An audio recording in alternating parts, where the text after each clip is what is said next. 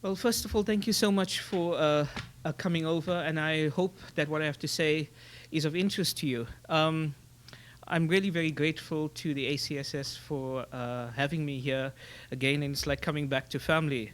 Um, I just wanted to say that what I'm going to be presenting today comes out of a deep unhappiness I have in terms of counterterrorism, essentially how superficial it is, and how um, essentially, I think it's failing. I mean, if Mali, for example, is a failure for the Malian government and for ECOWAS and for the AU, it's certainly a failure for the Trans-Sahara Counterterrorism Initiative and things like that. But that's a different argument.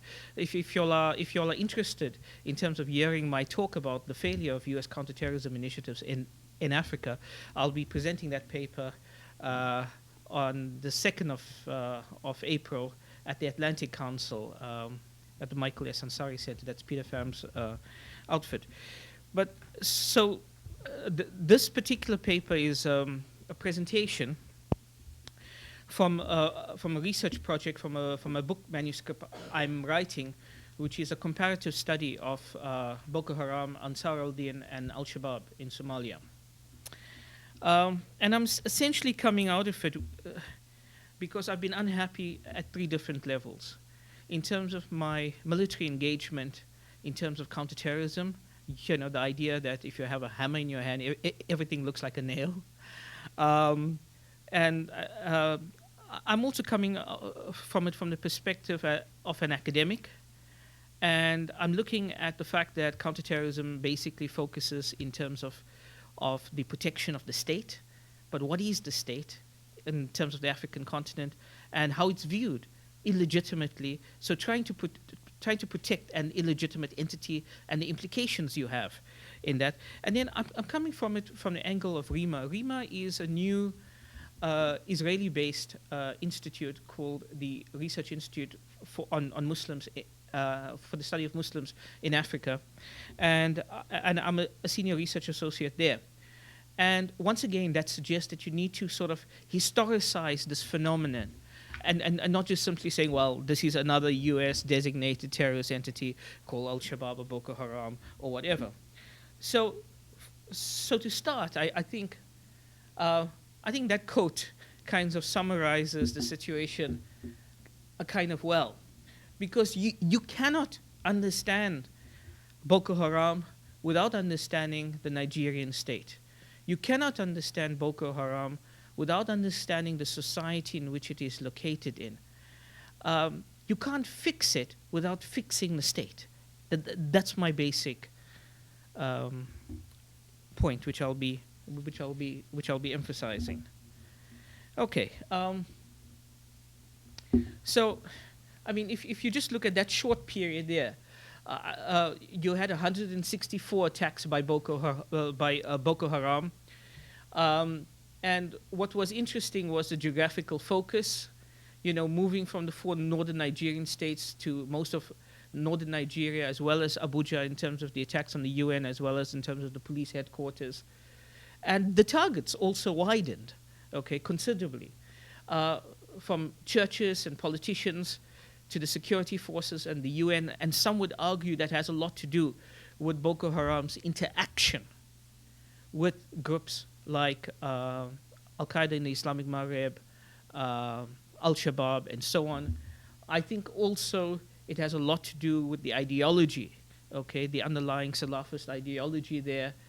And I think also what we tend to forget is that many of the imams at the mosques in the north were attacked by Boko Haram, And I think it has a lot to do in terms of this battle inside Islam as well, and not just simply a Muslim-Christian division. Now, although you have Boko Haram formally being established in 2002, there has been talk that it has been existing under various names, before that as well.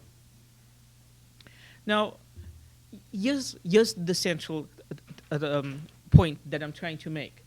You have various counterterrorism initiatives which have been adopted, and they are simplistic, they fail because they don't seem to take into account overlapping regional, ethnic, and religious identities, the fragility of the state, economic imbalances, specifically between North and South, and the historical context, as well as the fact that you have various political elites who are fighting over scarce resources over the state. So you find even members within the cabinet and within the ruling party, the PDP, who are sympathetic towards Boko Haram. So how do you deal in terms of counterterrorism when the enemy is not just out there, but is inside as well? Okay, which is something I think that people just don't get. So what is this inadequacy of counterterrorism? I'm not going to be talking specifically about that today. I'm talking about more the wider context. But if you're interested in terms of this specifically, in terms of counterterrorism, in terms of the narrow military approach, in terms of its successes and failures, I published an article in the Rusi Journal last year, in the August issue of the Rusi Journal, where this is actually dealt with. So the security-oriented nature, and I would say the military-oriented security nature of CT, does not address the deep-rooted structural conditions that spawn Boko Haram. Okay, and yes, there is an emphasis in terms of Boko Haram with Akim Mujau, Ansar al-Din, Akab, that's Al-Qaeda in the Arabian Peninsula, and so on, and Al-Shabaab. For example, we know, for example, there was at least 100 Boko Haram fighters being trained in the camps in Gao by Mujau, and so on. But my argument is that first and foremost, Boko Haram is a Nigerian and a specifically northern Nigerian entity. And I think the greatest failure in terms of counterterrorism is to prevent sub-state terrorism from moving to international terrorism. And I think current counterterrorism strategies actually makes that almost inevitable, that transition from sub-state terrorism to international terrorism.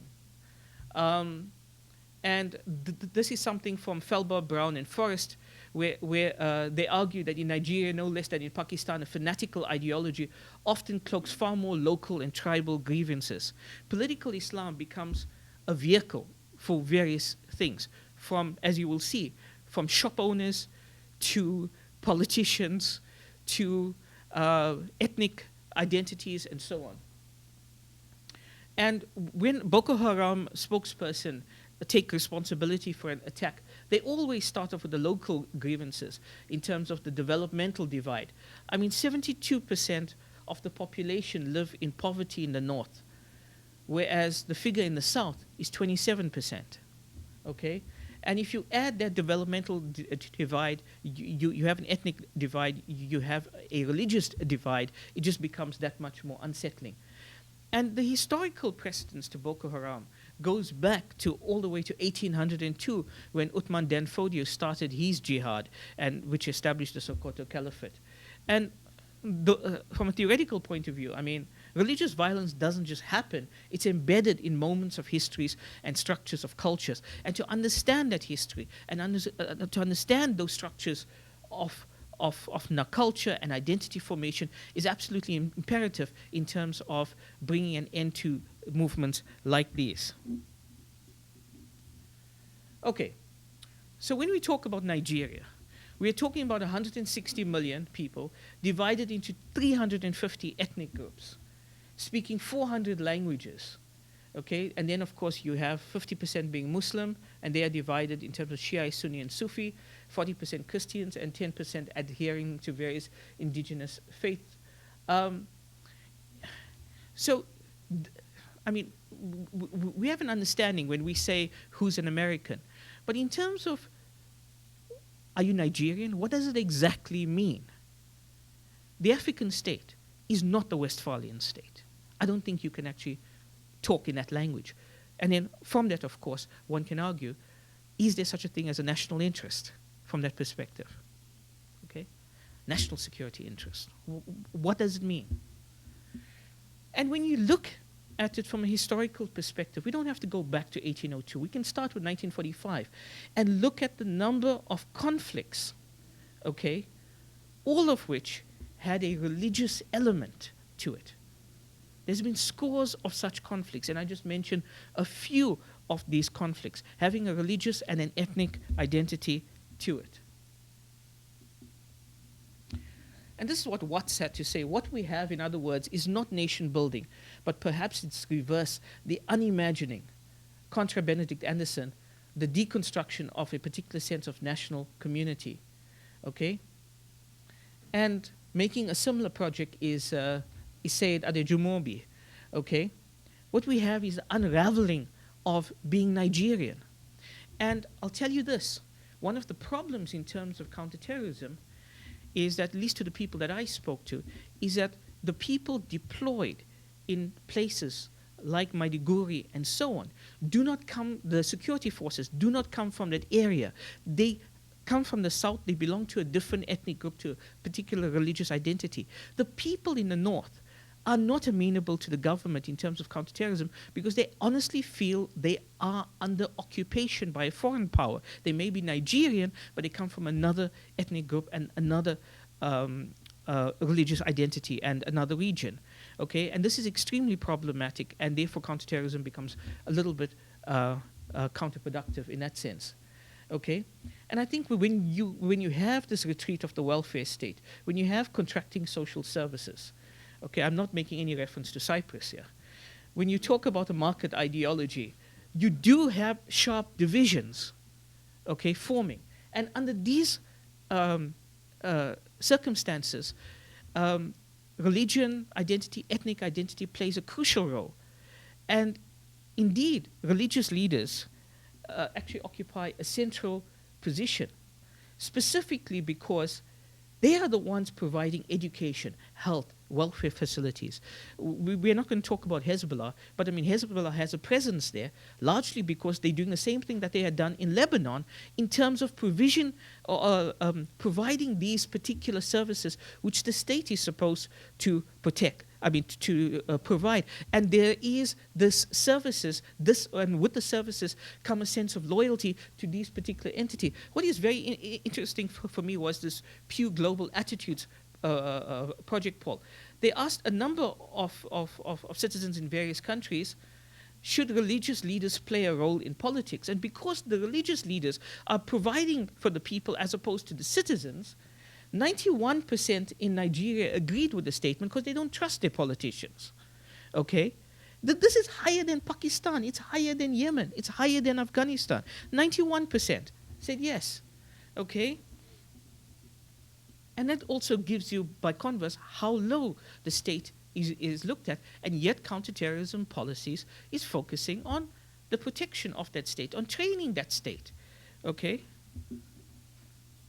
And when you look at these differences and so on, the post-colonial Nigerian state, okay, does not try to actually create an all-encompassing Nigerian identity. They actually use the existing identities for political purposes, to mobilize a particular ethnic group or a particular religious group for their own narrow particular purposes. Okay? And when you look at how state services are provided in Nigeria, which is a federal state, there's also a distinction between those indigenous, what they regard as indigenous, who share a particular culture and religion, and natives, okay? Despite the fact that they all are Nigerians and so on. And I find this very interesting in this particular study, that whilst the Western media portray the Islamist Boko Haram attacking Christians, the narratives of the people who've been targeted is that it's not only Christians, but it's also ethnic Igbos or Yorubas or whatever. So I find that quite interesting. And just because a conflict has religious overtones, we shouldn't just assume it to be religious. Okay? And there is a factual basis to this. Human Rights Watch did an exhaustive study on the victims of Boko Haram violence. And they found that the people who were being targeted were being targeted on both their religious identity as well as their ethnic identity. Okay? And you can see that in terms of this particular phrasing here. And this has a lot to do with the conflict in terms of Jos. In Jos, it's seen as one of the flashpoints of Muslim-Christian violence. But actually, in terms of Jos, what you have is a Hausa Fulani identity against a Beram identity, and there's a land dispute at the basis of it. And what Boko Haram does is they piggyback on these local grievances and they expand. And when you then move along those on that religious basis to tackle the problem, you essentially make the problem much worse, because then people are then mobilized along their religious identity, alongside their ethnic identity, and so on. Okay, so we need to look at these at how identities are constructed far more critically. Okay, and then you have this Nigerian leadership, which Wallace Seinka argues. They have no notion of Nigeria as a spatial and structural instrument. Absolutely no notion. Okay? And as I have said to you, they exploit the country's fault lines for personal advantage.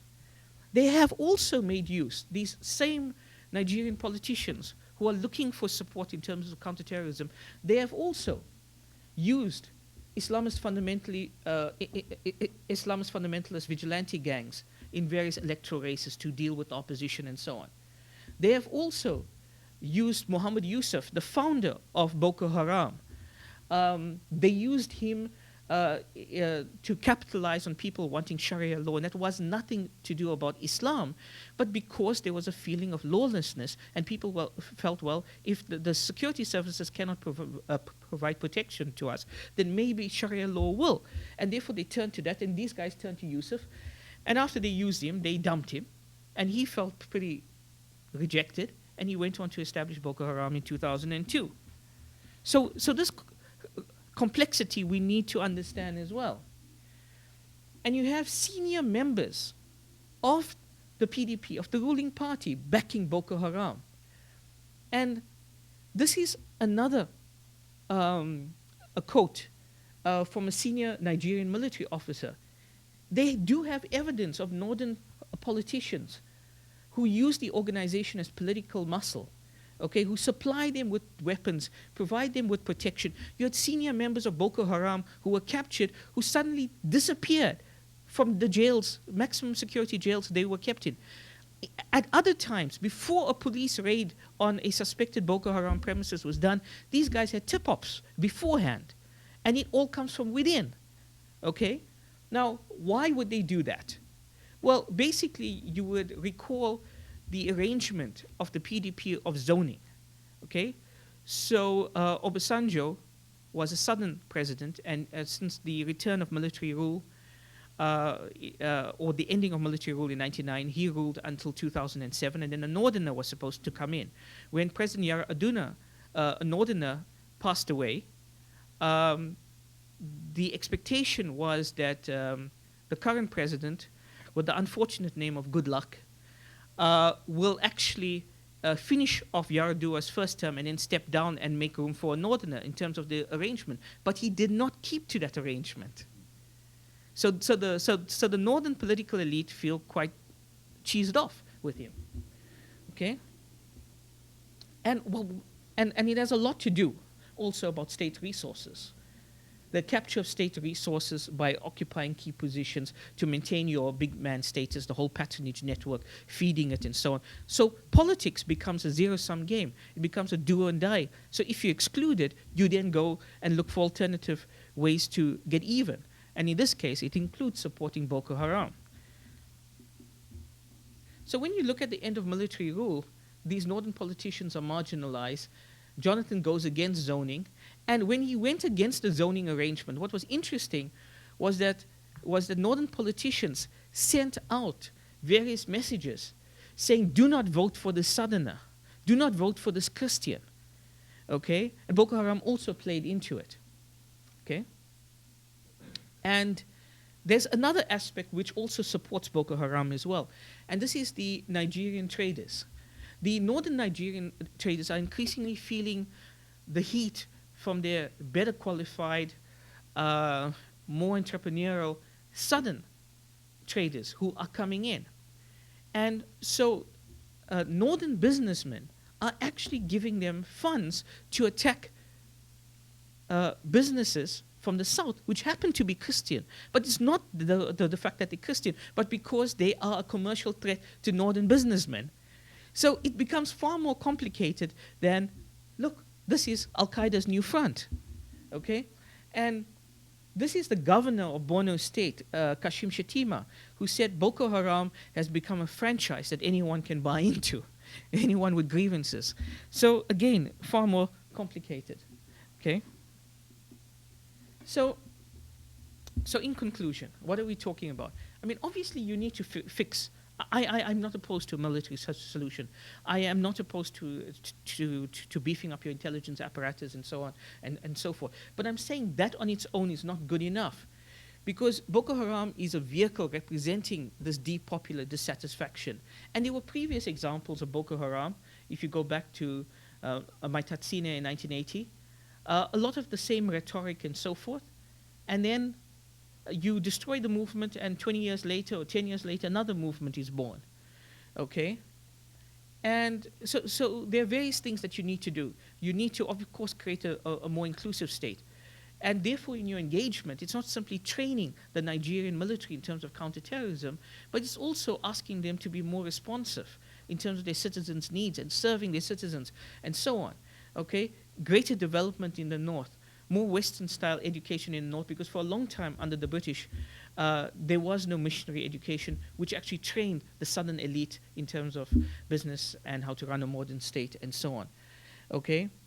And this dissatisfaction, which I'm talking about in terms of counterterrorism, can also be seen in terms of the RAND Corporation. There's a guy there called Angel Rabasa, and there was a Project Air Force, which talks about this broadening understanding of counterterrorism. You need to understand the context. You need to historicize the phenomena.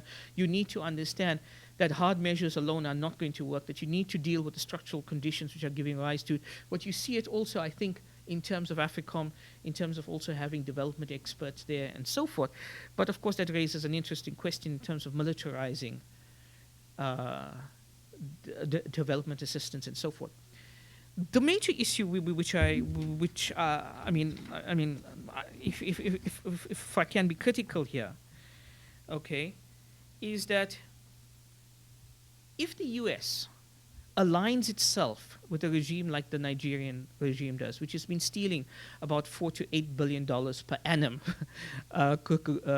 from the Nigerian state and etc., that illegitimacy of the regime is going to rub off on terms of the US. And sub-state terrorism can become international terrorism, okay? At the same time, you do need to engage with the government, but it has to be a critical engagement. The other thing is about the US, which I don't understand, is if you talk about failed states, if you talk about state fragility, if you talk about ungoverned spaces, is the military the best instrument to do this, or should you not be empowering the US State Department or USAID? Okay? These are questions that, I don't have answers to, but so that's all I have to say. Thank you very much for listening to me. Good afternoon, sir. Hi. I'm Colonel Refi from Nigeria. So I want to commend you for your very brilliant presentation. Very informed too, but I have some observations to make. I must agree that you have in-depth knowledge of Boko Haram, since you could trace it back to how politicians use them.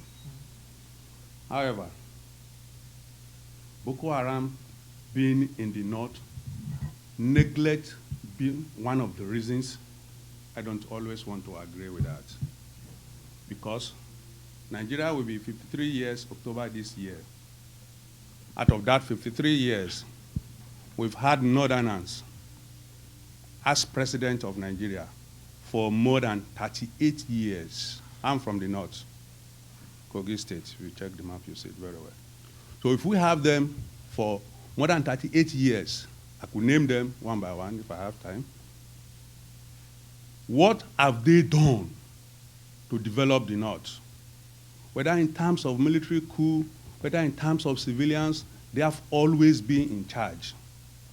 Obasanjo coming to presidency in 1999 was something that can be traced to what happened in 1992 when Babangida annulled the 1992 election that was won by a Westerner. And to sort of make amends, still allow the presidency to come from the West. That was why Obasanjo eventually did not support him to come in. The arrangement, the PDP arrangement for zoning, is not a constitutional arrangement in Nigeria. That is PDP arrangement. PDP is not Nigeria. In the constitution, an agreed situation we have in Nigeria is if you have a president from the north, the vice automatically must come from the south. We can't have a situation where you have two Christians or two Muslims as president. So the constitution states if the president dies, the vice president comes in, automatic as the president. And that is what happened to Jonathan. So even when the crisis came up, that Jonathan must step down, civil society said no, PDP arrangement is not constitutional arrangement, it's not Nigerian arrangement. So he has to contest the election. He did, and for the first time in Nigeria, that election was very free and fair. The crisis that came up after the election was as a result of Buhari's statement, instigating people in the north to fight against it. Jonathan, if you add the total vote he had in the presidential election, is more than all the governorship votes added together. He won even in the core north state. Even in Sokoto, he had 25% of total votes. So that idea that maybe it's not accepted because he's a Christian or this, I don't think so. I just think that Chetima, who used these people to come into power in Borno State initially and abandoned them, just like you mentioned, started the problem. And when they started their crisis, it was confined to the north. Eventually, to draw international attention, they started attacking. That was when they attacked the UN headquarters in Abuja. Again, when you talk of the economic imbalance, I look at it again and say, how does it come in? If they have been there, there's imbalance between the north and the south. Mm-hmm. But what have the leadership done? It's a leadership problem. If the leadership have been from the north all this while, what have they done as individuals? There are individuals in the north. You can put 10 people in the north together who are richer than the country, Nigeria, mm-hmm. who could sponsor other states within the continent. The money is just within a few people in the north there. And because of the Islamic religion, who has one of its principles as charity, the north continually have been pulverized so that they can be loyal, they can be used by these politicians. The deployment in Maiduguri will not be fair to the military to say it's mainly by Christians. I've worked in Army headquarters. The past 4 years, I was in Army headquarters before I moved to Defense headquarters, and still overseeing the operation in Maiduguri. The Maiduguri operation, religion is not used during deployment, not at any point. But the press has a way of whipping up this sentiment that they are carrying only Christians to the north to go and kill them. That is not very true. I've gone there on several inspections where I've done deployment to Maiduguri. We don't use your religion. It's not a factor. As much as possible, I can say without fear of contradiction, the military in Nigeria is what is holding that country. We are detribalized. There's no religion inside us. We do what we have to do, bearing the interest of the nation. The leadership must be ready to confront those responsible for this Boko Haram. 2 senators have been arrested by the military, 2 House of Reps members from the PDP, like you mentioned. None of them are prosecuted. They are walking free on the street of Abuja, still going to the house. In civilized society like America, it's not possible, sir. Okay. So those are issues that the government genuinely have to address. We have individuals who are greater than the country, who are stronger. Yaradua tried to remove immunity clause from the Constitution. He couldn't do it. So I'm sure, let me give room for other people to talk. No, thank you very much. Let's take 2 more. Hi, John Kelly from ACSS. You note in your points that there's a need to create an inclusive state and greater development in the other parts of the country. Now, this goes inherently to the question of redistribution of resources, and it also goes to building an infrastructure where people are believing that they're part of a Nigerian state. Can you give me any ideas on how you would do this? Is this a propaganda campaign, an advertising campaign? How does one actually build an inclusive state? Thank you very much. Kona Ignatius Nwogu. I'm also from Nigeria. I'm from CISA. So I want to ask you a question. From the presentation, it looks as if you're looking at the problem like a north-south problem. How can you explain the attacks of Boko Haram on the emir of Kano State? How can you explain the attacks of Boko Haram on other Muslims? And how can you explain the attacks on the mosque? That is one. So I also want to talk about the notion that religion is religious leaders are the people that should solve the problem. I agree with you. De-radicalization is an important issue there. The imams can be used. Yes. Then on counterterrorism, you said that the military is not supposed to be there. I agree with you. That's the normal thing. But in a situation you have a very corrupt police that is not accepted by the people, what do you do? Thank you very much. Okay, thanks a lot for each of your questions. Each of them are quite deep. Let me start off in terms of the attacks, in terms of, yes, Boko Haram started attacking first the imams and so on. And this is why I don't really buy that clash of civilizations, the discourse, and I mentioned that. I think there have been greater Muslims killed by the Muslims in the world, and I think that Islam, as a Muslim myself, I think that Islam is roughly the same age as when Martin Luther put his 95 Theses on Wittenberg Chapel and started the Protestant Reformation. I just hope to God it's not going to be as messy, but I think we're at the start of it. It's not just simply what we see is, for example, in terms of both Mali and Nigeria, attacks on Sufi saints, attacks on imams, etc., who actually toe the line, the Salafist Wahhabi versus what the Sufi, and of course, in terms of the Middle East, we are seeing Shia versus Sunni. So I think that is why they are not. They are being targeted because they may be Muslim, but they're not regarded as our Muslim. But I also think the second part of that question, in terms of de-radicalization and CT, I have a fundamental problem here. I think it's good that imams talk about Islam as a religion of peace and so forth and so on. But I also think it becomes problematic when those imams, when those religious leaders become praise singers for the powers that be. In other words, you need to have a non-violent Islam, but that doesn't mean to say an uncritical Islam. In my country, Archbishop Desmond Tutu, a religious leader, head of the Anglican Church, played a key role in terms of the anti-apartheid struggle, but he didn't see himself as creating a country run along the lines of the Ten Commandments. Okay, so in other words, I think religion, Islam, can be critical but non-violent at the same time.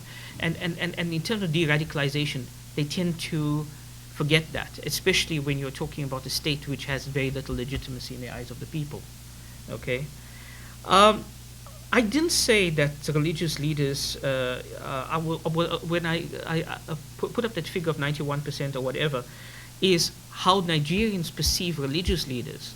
Because religious leaders are providing them with services that the state should be providing them, unless you're a Republican and have a problem with Obamacare, etc. Sorry, aside. That's right. But the point I'm trying to make, here, is that people feel that the religious establishment is more responsive to their needs than the state is.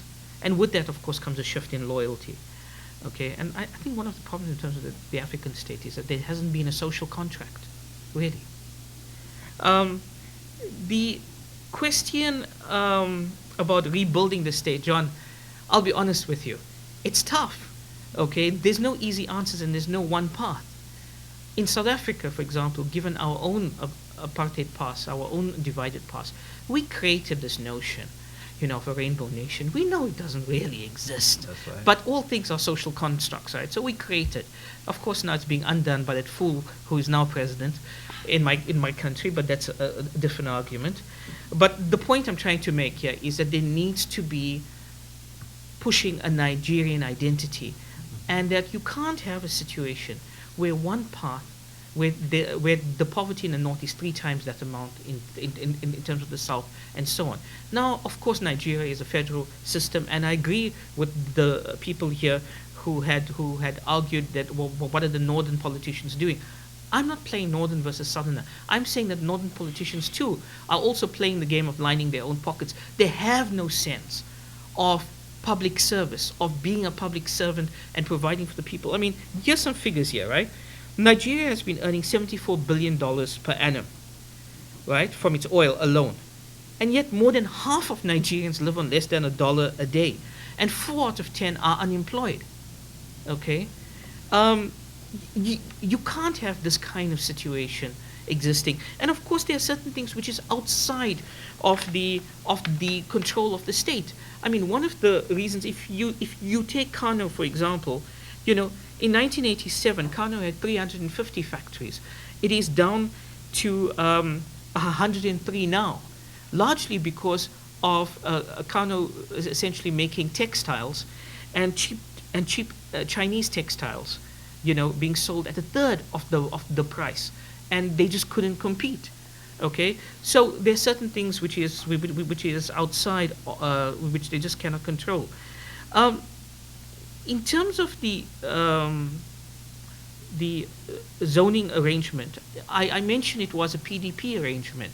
It's not a constitutional arrangement, but I was basically arguing the case in terms of why northern politicians, members of the ruling parties, who are senators, who are governors, who are diplomats, who are commissioners, would also support a terrorist structure called Boko Haram.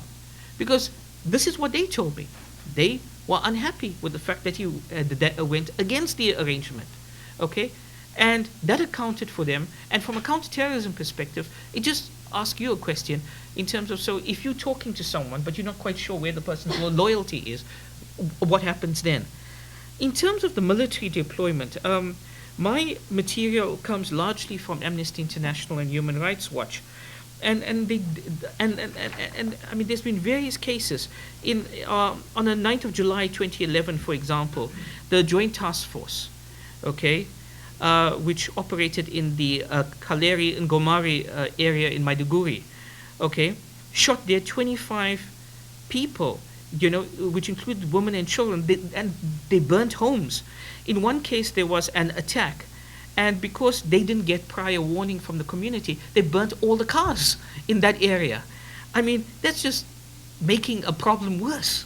There was another situation, I mean, there's just been various cases like this in terms of the security services picking up people and they going missing, etc., etc.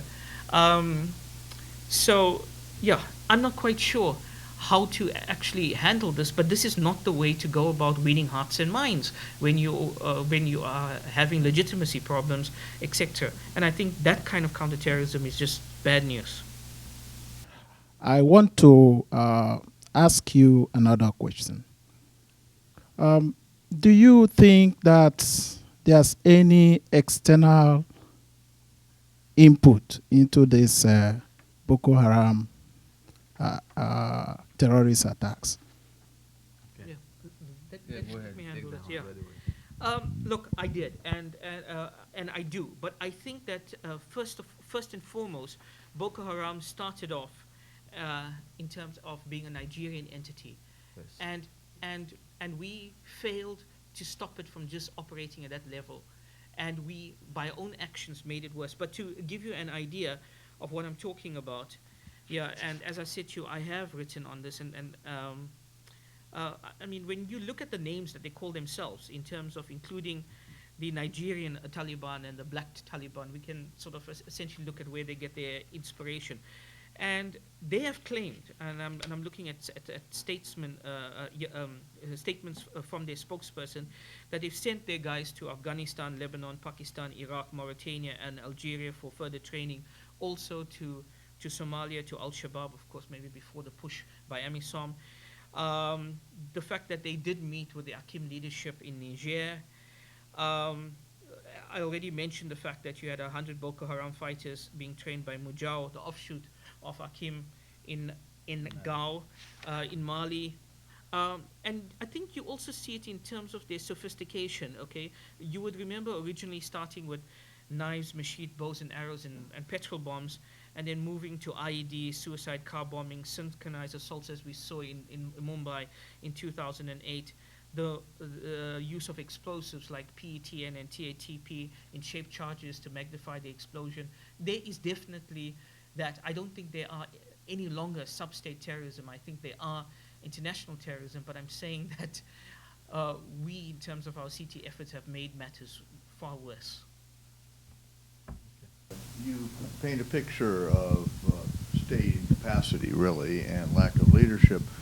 When you look out, a generation of new leaders is coming along, including the governor of Lagos and other regional leaders. Do you see any signs of leaders who are willing to take on the key issue of corruption and are willing to make sure that people aren't able to act with impunity? I was about 8 years old, sir, when my dad shockingly told me there was no tooth fairy and Santa Claus. I don't think I recovered from that. And, well, my dad also told me that the difference between an optimist and a pessimist was that the pessimist had more reliable statistics. So maybe that kind of gives you an idea. This is not about state incapacity. This is where, I mean, Feldbaum and Brown and Forrest, they wrote a brilliant piece. How these guys actually live off this chaos. They create the chaos. They don't really want it to go, because counterterrorism aid is another rent for them to exploit. You'll know, in terms of ECOWAS saying to the French and to the international community, we need so much before we can deploy. 2 weeks after they got to Mali, saying, actually, we need double that amount. Right. I mean, come on, okay? I'm not saying that all Nigerian politicians are now corrupt, etc., etc., but I'm saying that you do have, I think the criminalization of the state is a reality, and that people who want to go up against that establishment, they need alternative sources of funding to beat the patronage networks of the other politicians. Where does that funding come from? How can they capture power without dipping their fingers into the traffic sector? I don't know. I hope my pessimism is misplaced. I hope I'm wrong. But, yeah. Amelie Bartel is also from the National Defense University.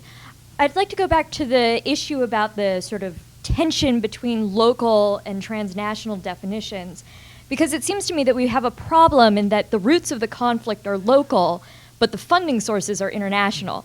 So when we talk about and when we frame these conflicts, we have to talk at two different levels to audiences that aren't particularly adept at hearing what's going on in two places at the same time. So I wondered what sort of, as advisors to policymakers, how we can better frame these conflicts so that they're able to see that tension in a way that helps them reconcile rather than in a way that compounds these problems. I'm going to say something a little critical about the Americans that I engage with, sorry. And they're very good at seeing things in terms of black and white. Those are the good guys and those are the bad guys, right? But I see gray and how to negotiate that gray. And that's the problem, right? I mean, for example, for a long time, your government was heaping praise on President Traoré in Mali right? When he was doing narco trafficking with the same Akim who kicked his butt in northern Mali, okay? And so I have a problem with that.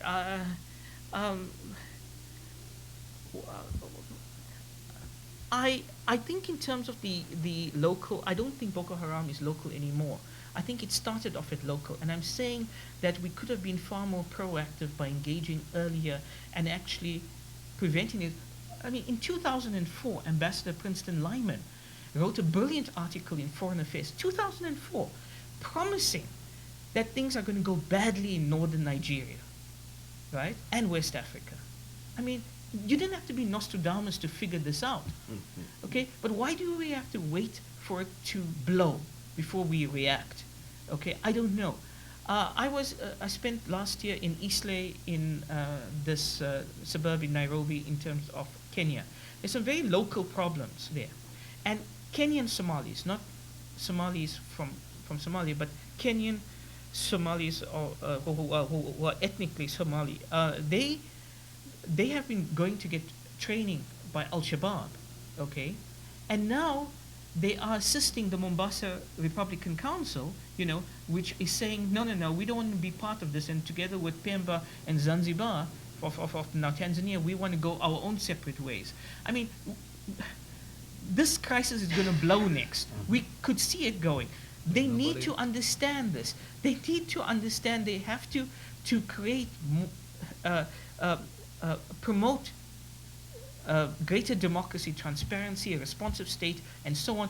And I think that your Al-Qaeda in Islamic Maghreb, Al-Qaeda Central, Hezbollah, all of these groups, even Hamas, operating on the African continent, are fundamentally opportunistic because they exploit the existing fissures in that society, the existing grievances, and they wrap it up in an Islamist package and saying, well, you know what, if you have Sharia law, you're not going to have any of these problems. No one's going to steal from you. No one's going to screw you over. We're all going to be living in nirvana without Kurt Cobain.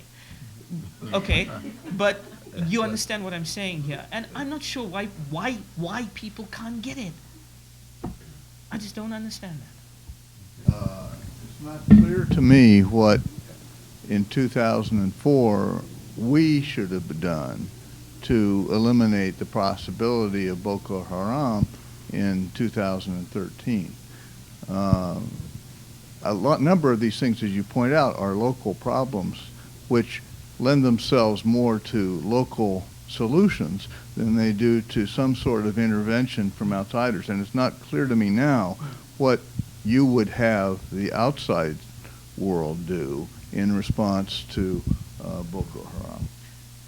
I think, first of all, understanding this and understanding the complexity of it. And it is not just a case of, you know what, we're going to get someone from Mali called Captain Amadou Haya Sanogo to get trained by our finest military establishments to go back to Mali and stage a military coup.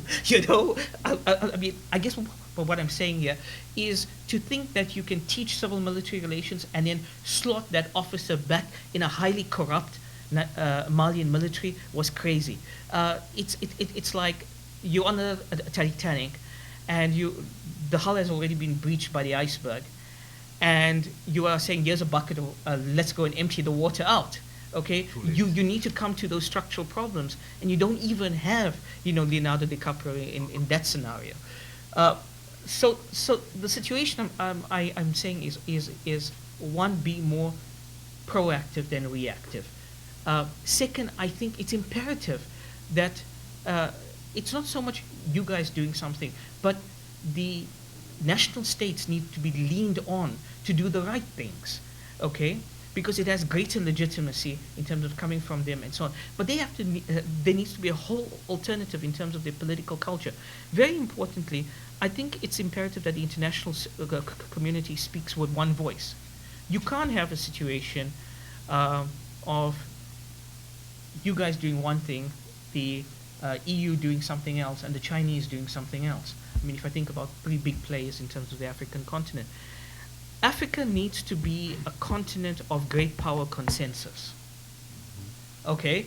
I hope. Now, I know everyone has their own interests. You know, let's go and pull out, I don't know, if I was the French, I need nuclear energy, you know, from the Sahel, or I need oil from the Bakassi Peninsula or whatever. But there needs to be a great power consensus, because that stability is in the best interest of everybody. It is in the interest of 1 billion Africans. It's in the interest of the international community. But whether or not that's going to be coming soon, I don't know. The other thing is, of course, speaking as a South African and as an African, I'm not quite sure about the U.S. commitment to Africa, in the sense that, especially with your Asia pivot and so on, I don't know where Africa fits into your strategic calculus. Is it worth the effort? I don't know. Hi, I'm J.R. Warner from the Africa Center. So my question concerns the role of civil society in CT. You know, a lot of these problems are governance problems at their root, and Boko Haram and Islamist organizations are often, as you said, a vehicle for expressing those grievances. Can't civil society replace Islamist organizations? And if they're empowered effectively, can't they be a voice for people to express those concerns and grievances? And how do you get to that point? I know it's not so simple to just enter civil society into northern Nigeria and say, okay, use these guys instead of Boko Haram, but how do we get to that point? It's a tough call, but I do believe that civil society has a very important role, and especially in the sense, I mean, I've seen there are tremendous interreligious forums, for example, where Muslim and Christian leaders are getting together and saying, no, you will not use God to justify these terrorist atrocities and so on. I think that's a positive thing. There are local co-ops operating, saying, listen, we can do this, etc. But ideally, it works best if civil society can partner with government, with the international community. And I see a disconnect in terms of specifically civil society-state relations.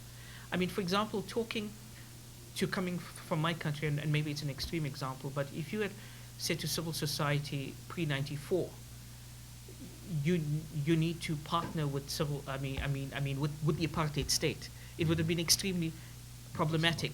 And I'm saying to you that the state, not in all, but in many African states, is not viewed as legitimate. It is viewed as predatory and a criminal enterprise. And that becomes problematic. But civil society does have a role to play, and I think it's important to engage with them. I think it's important to train them. I think it's important to capacitate them. But they are not an alternative to the state doing its share. Hi, I'm Serge Jandou from the Africa Center. I have two quick questions. First, about Nigeria. You talked about the fact that the leadership is highly corrupt, but there's a growing interest about the finance minister and the leader of the central bank trying to fight corruption, really hands off. Do you think that they have any chance? I mean, Ms. Ngozi and Mr. Adamu Senusi really fighting and trying to catch all those people, all the people stealing, especially the oil money, because they're talking about $400 billion over 20 years, and they're trying to track that down. Do you think that there's any chance that they could succeed in that? And the second question is about Boko Haram now spilling over to Cameroon. Because you talked about the Hausa Fulani versus the Southerner, but in Cameroon, people of the North are also called the Hausa, even though they are not. And now Boko Haram has started studying some madrasas or also trying to teach people in Cameroon. Do you think that there could be a spillover? It could be an expansion of Boko Haram in Cameroon? I think that Boko Haram definitely has a regional presence, and they have been claiming that they have been recruiting from Cameroon and Chad and Mauritania and all of these countries. I think what is very, very specific here, I want to say, is that one of the things that Mohammed Yusuf had done, which I think he had done, the founder of Boko Haram, which I think he had done very well, is that he was a firm, what do you call it, disciple of that jihadist ideologue Ibn Taymiyyah, the 14th century Ibn Taymiyyah. And what he did was he set up something called the Ibn Taymiyyah network of schools, not only across northern Nigeria, but they are operating in various forms in various neighboring countries. And it is from those schools that these guys are recruiting the people to join Boko Haram. And what's interesting is that not everybody, gets into Boko Haram.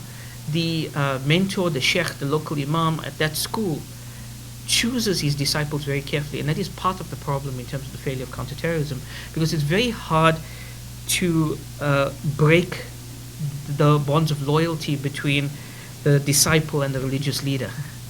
Okay, so here's the problem. These schools are operating and no one is looking at their curriculum, no one is now doing this. Must we wait for other Boko Haram franchises to be operating in those countries before we realize that we have a problem? Look, I don't have an answer for you in terms of corruption, in terms of whether they're going to be successful or not. I certainly hope they would be, but also I've noticed there is a big difference between rhetoric and reality, between promise and performance. So I just adopt a wait-and-see attitude on that one. I'm Aubrey Poe from the Africa Center. In your presentation, you proposed having a broader and more contextualized approach to counterterrorism. What do you see as being the biggest challenges to having that actually happen? I think largely because it's just so simple. I mean, I sat at meetings in terms of our own various meetings in terms of with the military, and it's like, okay, these guys have been designated as a terrorist group, right? What weapons do they have? Where do they get their funding from? These kinds of what I would call second order questions. But dealing with them, as I explained in terms of Nigeria, you wait another decade and a new group is formed with similar grievances, a new leadership there, and it will just continue. So you need to obviously have that information, and but you also need to deal with the structural conditions which produce these groups, okay?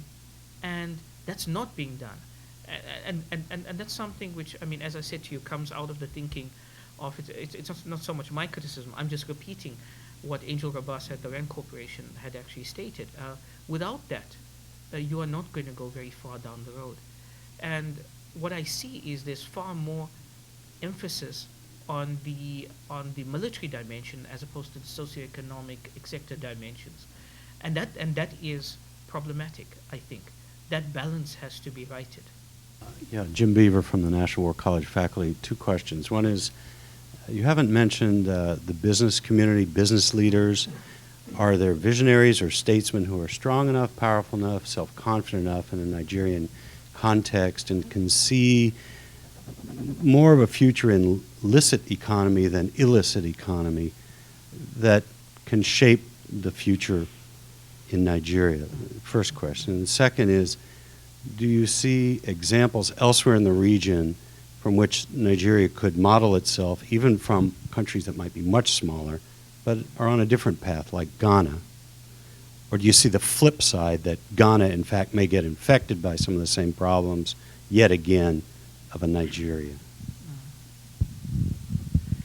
In terms of the business community, you are right. I should have maybe spent more time on it.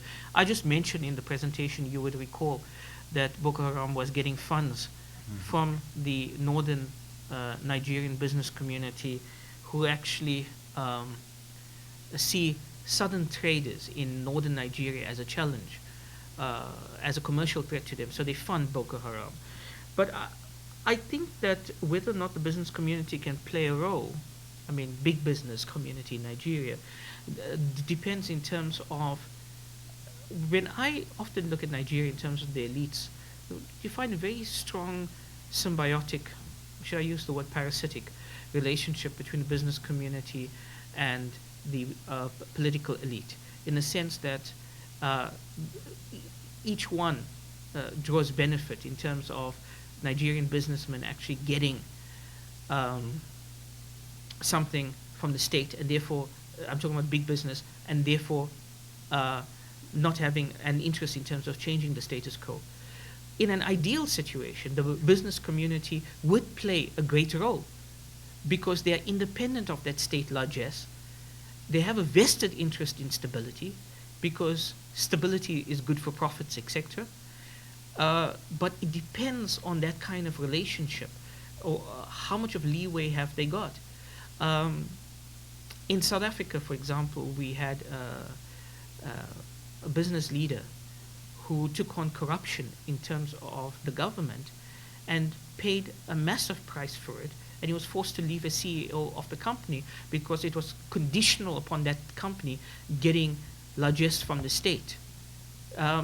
So that relationship between the business community and the state has to be worked out. You need an independent business community, and I think an independent business community can be a force for good. I think Ghana is quite interesting, long period in terms of good governance, etc. I mean, relative to the region, etc. Some problems in this recent election, but still, I think, generally good. But the ability for them to be affected by Boko Haram depends on what is going to be exploited. Okay, the better the good governance, the less chance that Boko Haram can actually operate there, because the citizens see the state as a protector and so forth. So in that sense, Nigeria can learn from that. But you have business. I mean, you have political elites. It's not for want of a best practice or lessons learned, but they do it for their own interest, for their own short-term interest, which is against the interest of the Nigerian state. In Mauritania, for example, Boko Haram has been exploiting the issue of slavery there, the tension between those who are perceived to be Arab and African, okay? And Mujao, by the way, which sees itself more Africanist in orientation, is piggybacking on that, and therefore is actually building a following in Mauritania. So the deeper the problems inside your state, the more easily it is infected. But I think that people who do this, whether it's corruption or whatever, I mean, for example, in terms of the elections, I have it down here. I mean, each election, for example, in this recent election, you had them using various Islamist vigilante groups in the north, the northern politicians, to take out members even of the same party who might challenge them for a seat. So it's not ignorance of best practice, but it's just not in their it is just not in their interest, in their personal interest to actually do this. So the question about deterrence, the deterrence doesn't exist. They can literally get away with murder. Connor Ignatius from Nigeria. All this while, you have not been able to tell us the counterterrorism strategy that we can adopt in that situation. Yeah, you said that, yes, the military is not the right organization to be there. And I told you also that I know that corruption has made the police not to be upcoming. So, in that context, don't you think that a counterterrorism strategy which will incorporate all the agencies, military, police, state security service, immigration, custom, all of them in one task force, with the legal obligation, which the law, which is a major issue, having the judiciary also as part of this, don't you think that it will make a headway? Thank you. Okay, thank you. To a certain extent, you do have that in that. I mean, you have a joint task force. You have 30,000 army, police, and state security personnel deployed. You have curfews in areas. You have closed the borders with neighboring states, etc. But if you want me to talk about narrow counterterrorism, let me just say a couple of things. I think the first step, in terms of issues of de-radicalization, you have to close down that Ibn Taymiyyah network of schools which was established, both regionally and locally. Another problem is good sound intelligence, having human assets. One of the problems in terms of the structure of Boko Haram is that it's a decentralized franchise, whereby different cells look to their own projects and even raise project money on their own. Okay? So you can penetrate one cell, but you can't penetrate Boko Haram. those Trojan horses I referred to earlier within the Nigerian political establishment have to be sorted out. And the one thing I don't get, sorry, it's not that I'm anti-American, is your biggest buddy in the Middle East, meaning Saudi Arabia. You know, just before this upsurge in violence, you had a massive amount of Wahhabist money coming in. And you had Tablighi clerics from Pakistan, Wahhabi missionaries from Saudi Arabia, working at the Ibn Taymiyyah school and so on. And this is a massive problem. Somebody has to rein in Saudi Arabia to say, we might need your help to deal with Iran and so on. But guys, this is our red lines. Don't go there. Okay? When you look, I agree with you in terms of the police service, but I would say it is much more than that.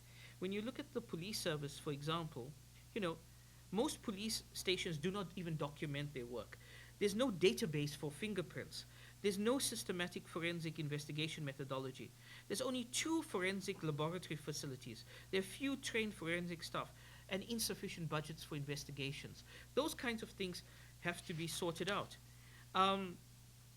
One of the other problems that you have is, which people don't talk about, and I'm still sticking to your question in terms of narrow counterterrorism, is the force multiplier that Boko Haram has. There are various groups, gangs, the Al-Majirai, the Yan Tauri, the Yan Daba, the Yan Banga, and the Yan Dauka Amaria, just some of them, which is a ready pool of recruits for Boko Haram to actually use. And no one is actually dealing with them, and they need to be neutralized as part of a broader fight against Boko Haram. I also think that the political mandarins have, I think maybe because of the history of the military coups in Nigeria, but the political mandarins are quite scared of their security services and have deliberately starved them of funds as well. So they don't have the ability to engage in long-term intelligence apparatus, long-term intelligence operations, etc.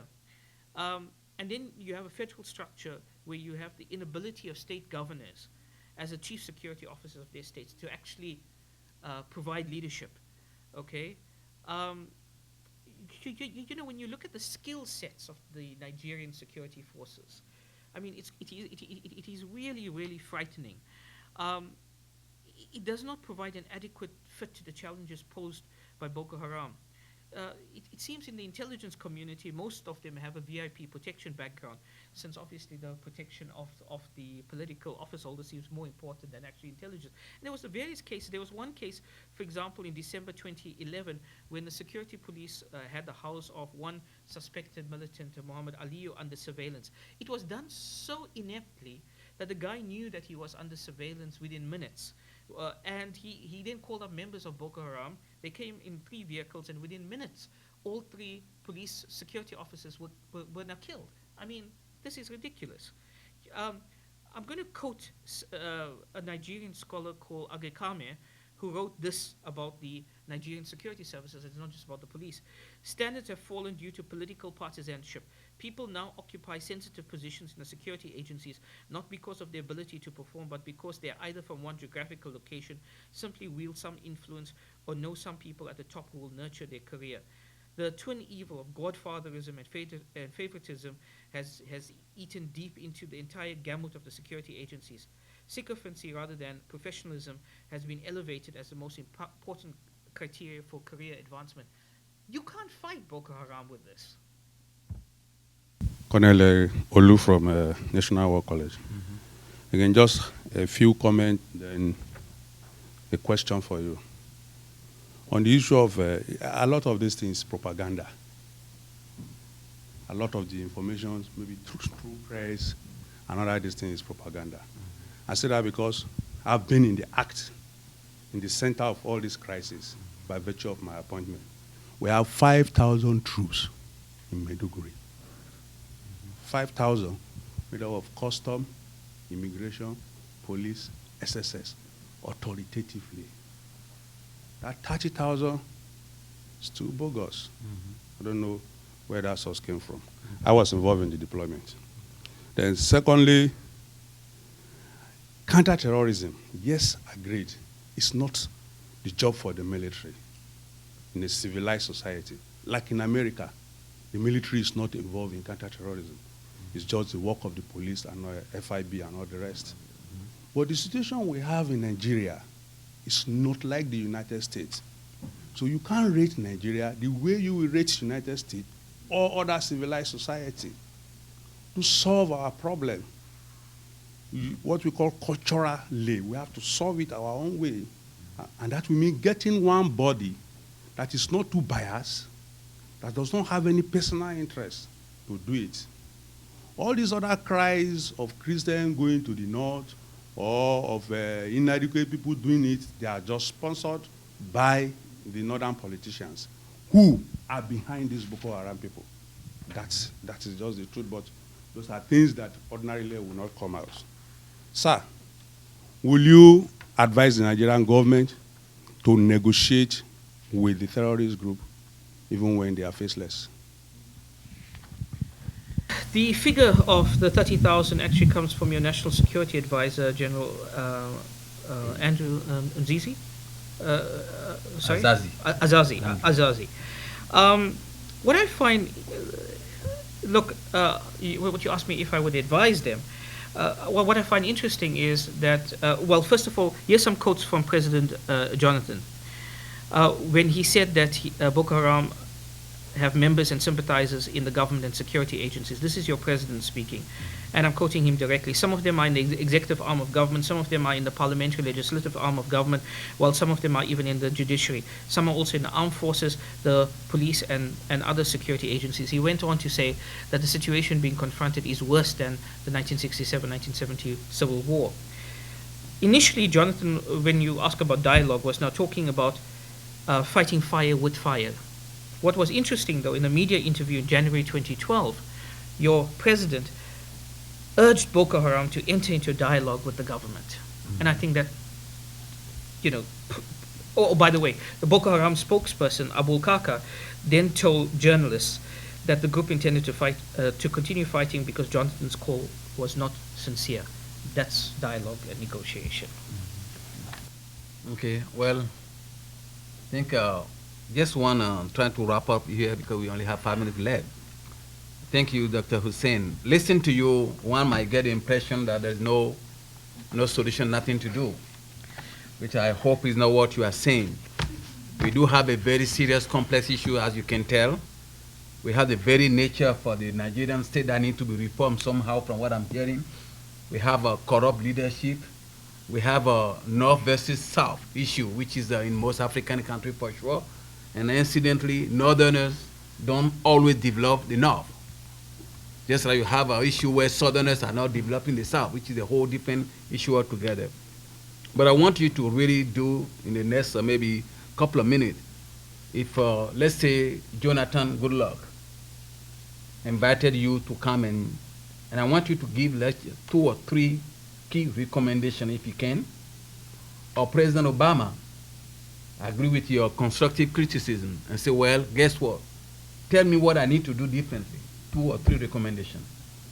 Well, in one of the questions, I responded with several recommendations in terms of what to do, okay, in terms of fixing the Nigerian security apparatus.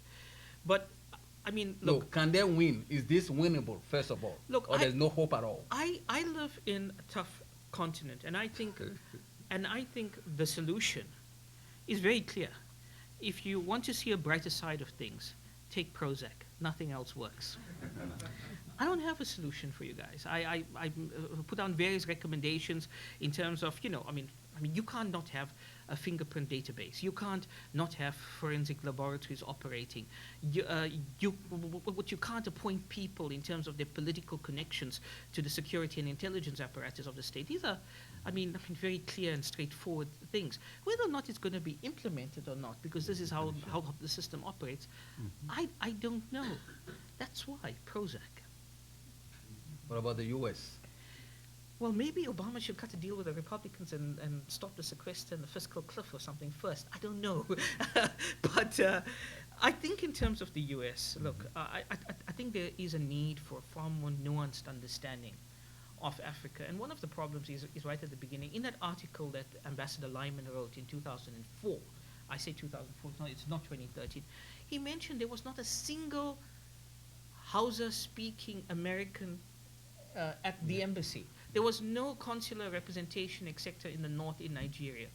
You need to understand the continent. You need to get people on the continent. I mean, you need to understand the nuance, etc. You need to move away from the black-white images in order to understand the gray and to actually come up with far more sophisticated and nuanced policies.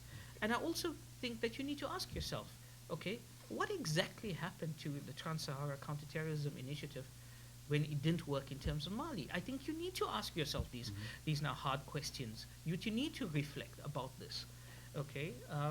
Yeah. Well, thank you very much. Let me, ladies and gentlemen, ask you to join me in thanking Dr. Hussein Solomon for